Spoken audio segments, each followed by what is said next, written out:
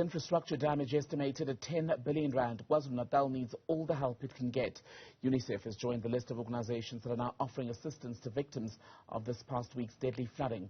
For more on this, we can speak to Muriel Mafico, who is the UNICEF representative in South Africa. Muriel, a very good afternoon to you. Thank you so much for being on Newsfeed PM. Let's begin with the focus of your work now that KZN is recovering from the floods.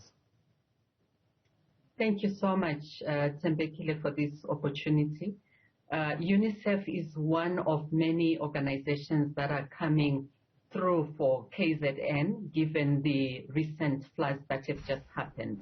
In fact, the UNICEF response is part of a UN-wide response, which is coordinated by the resident coordinator for the United Nations system here in South Africa.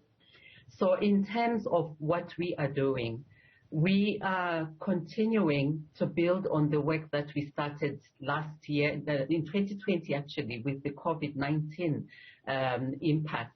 We've been working very closely with the province in emergency response, addressing COVID-19, also addressing the aftermath of the July unrest, and now the devastating floods that we are all witnessing. And of course, the mandate of UNICEF has more to do with the well-being of children during disasters, wars, and the rest of the other tragedies that really are an issue across the world. When you look at what's happening now in eThekwini and surrounds, you've got a situation where we've been covering here on Newzroom Afrika children who have died, children who have watched their families get swept away and die in these floods. Where do you even begin in deciding which assistance to provide first? In times of disasters, Tebekile, it is so clear that children suffer first, children suffer most. And so it is not surprising with the recent floods that we are seeing children once again bearing the brunt of the impact of the floods. And we have actually had reports of learners who also died as a result of the floods that are going on. So it is a very tragic situation. It is a catastrophe, as previously described by His Excellency the President. So as UNICEF, we work with partners. We have partners that are on the ground long before the disaster strikes. And so it is through those partners who are really the frontline workers, the first responders that we depend on. So we are working, for instance, with faith-based organizations who are part of the communities that are in the middle of the impact of the floods. So it is through those networks that we have established over a long period of time that we are responding. We also have other civil society organizations that are fully embedded in the community, and they are providing response in a number of areas. And we're also going to now have to focus on a long-term plan of assistance, isn't it, for children, especially those who've been orphaned as a result of the disaster?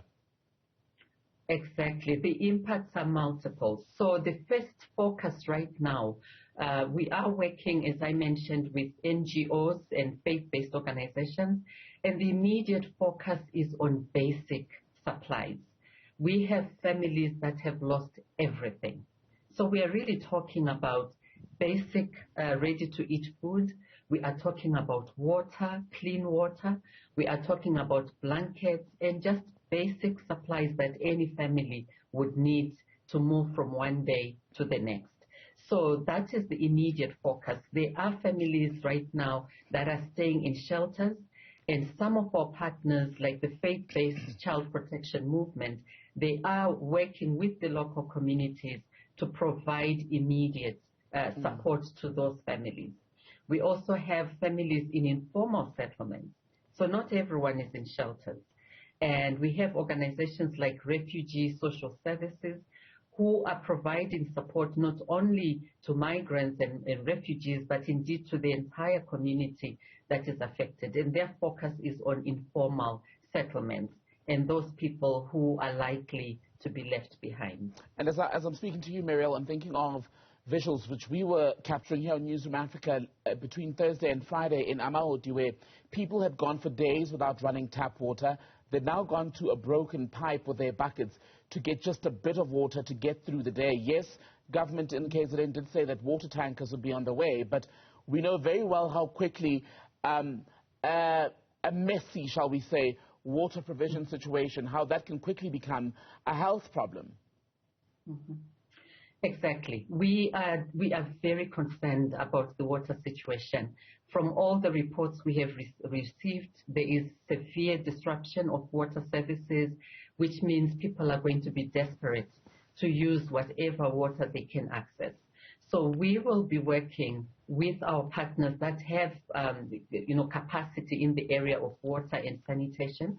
Particularly, we are looking at family hygiene kits as well, so that in the process of responding, and as we are responding to the floods, we do not neglect hygiene promotion, and we do not neglect the importance of maintaining good hygiene. Otherwise, the risk of outbreaks of other diseases is also very high.